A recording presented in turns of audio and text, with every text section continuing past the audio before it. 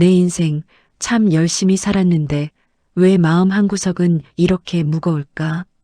몸이 천근만근인 날보다 사람 때문에 마음이 지치는 날이 더 많지는 않으셨나요? 다산정약용 선생의 지혜를 빌어 속 편해지는 인간관계의 대처법을 알아보겠습니다. 특히 50대를 넘어 60대, 70대에 접어든 여러분께 묻고 싶습니다. 지금 당신 곁에 있는 그 사람, 정말 당신의 노후를 함께할 소중한 인연입니까? 아니면 당신의 기력을 야금야금 갉아먹는 감정의 좀기생충입니까? 나이가 들수록 인맥이 넓어야 한다는 말, 이제는 잊으셔야 합니다. 인생의 후반전은 얼마나 많이 채우느냐가 아니라 얼마나 잘 비워내느냐에 따라 승패가 갈립니다. 지금 정리하지 않으면 여러분의 남은 30년은 후회와 병치레로 얼룩질지도 모릅니다. 오늘 조선의 위대한 스승 다산정약용 선생의 엄중한 가르침을 통해 우리가 후회하기 전에 반드시 끊어내야 할 인간관계 5가지를 아주 깊고 세밀하게 파헤쳐 보겠습니다. 영상 중간중간 관계를 정리할 때 겪게 되는 뜻밖의 부작용과 이를 방지하는 비책도 공개할 예정이니 끝까지 집중해 주시기 바랍니다. 첫 번째로 지금 당장 멀리해야 할 사람은 바로 만나기만 하면 자기 불평불만과 신세 한탄만 쏟아내는 사람입니다. 정약용 선생은 일찍이 이렇게 경고하셨습니다. 남의 허물을 즐겨 말하는 자는 반드시 자신의 몸에 화를 부른다. 입은 재앙을 불러들이는 문이요, 혀는 몸을 베는 칼이다. 남을 헐뜯는 말은 결국 나에게 돌아오는 화살이 됨을 명심하라. 이런 사람들의 특징은 나라는 존재를 안중에도 두지 않는다는 것입니다. 당신이 오늘 기분이 어떤지, 어디가 아픈지는 중요하지 않습니다. 오직 자기 마음속의 오물을 쏟아낼 대상이 필요할 뿐이죠. 65세 이영자 씨의 사연을 구체적으로 들어보십시오. 영자 씨에게는 고등학교 때부터 단짝이었던 친구가 있었습니다. 무려 30년 세월을 함께했죠. 그런데 이 친구는 만나기만 하면 며느리 욕, 남편 흉, 그리고 자기가 얼마나 불행한지만 1시간 내내 떠듭니다.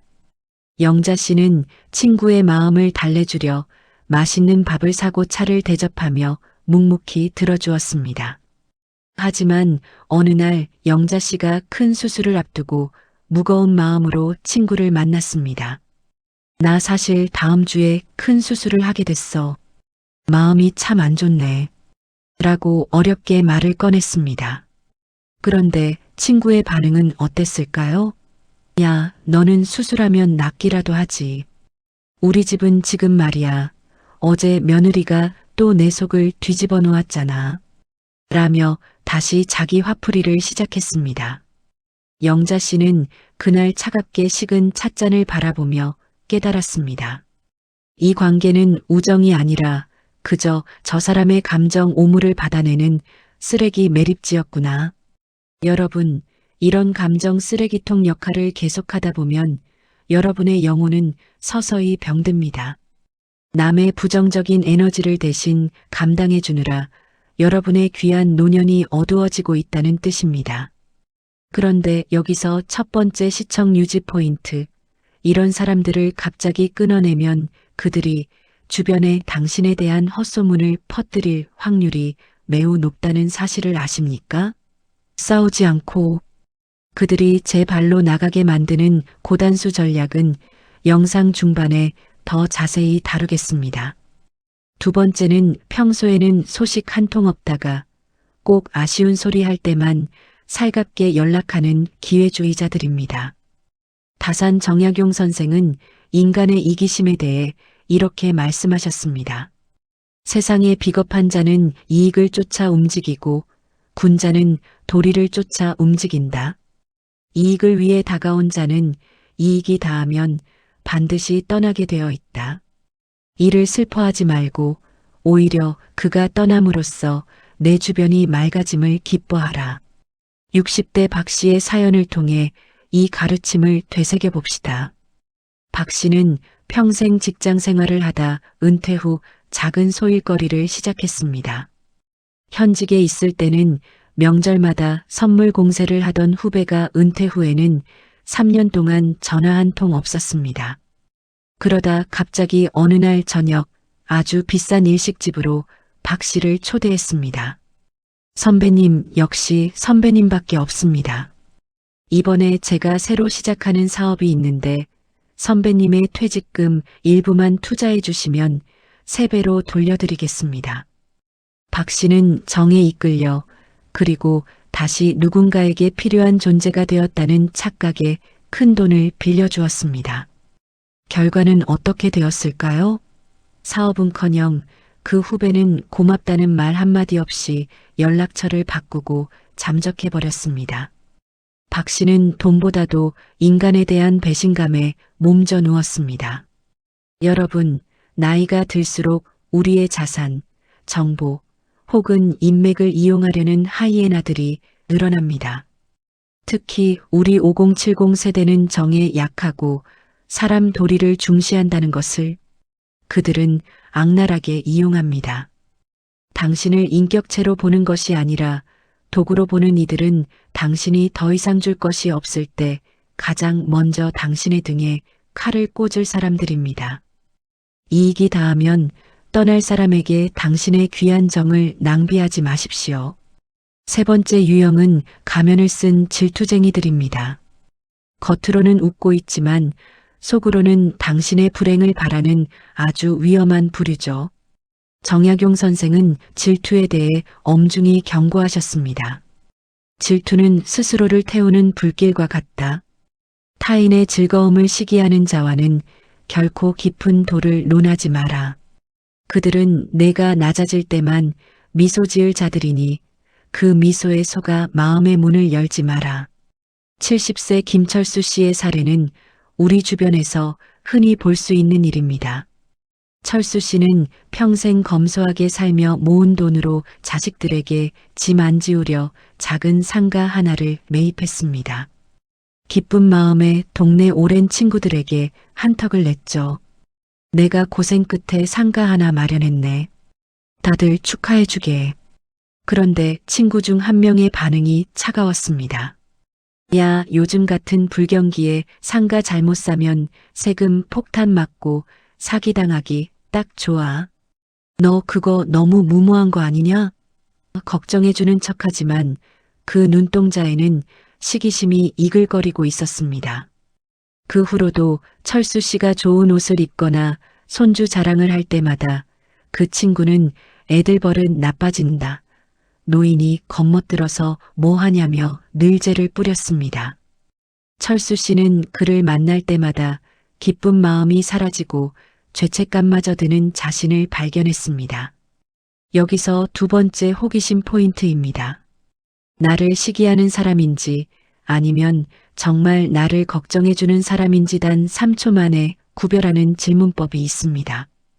당신이 정말 잘 되었을 때 그 소식을 들은 직후 그 사람의 첫 마디가 아니라 첫 표정을 보십시오. 눈동자가 위아래로 흔들리거나 입꼬리가 경직된다면 그 사람은 당신의 성공을 슬퍼하고 있는 것입니다. 그런 사람과는 깊은 인연을 맺지 않는 것이 상책입니다. 4번째는 과거의 잘못을 끊임없이 들추어내며 당신을 과거의 틀에 가둬두려는 사람입니다. 사람은 누구나 실수하고 성장합니다. 20년 전의 나와 지금의 나는 분명 다른 사람입니다.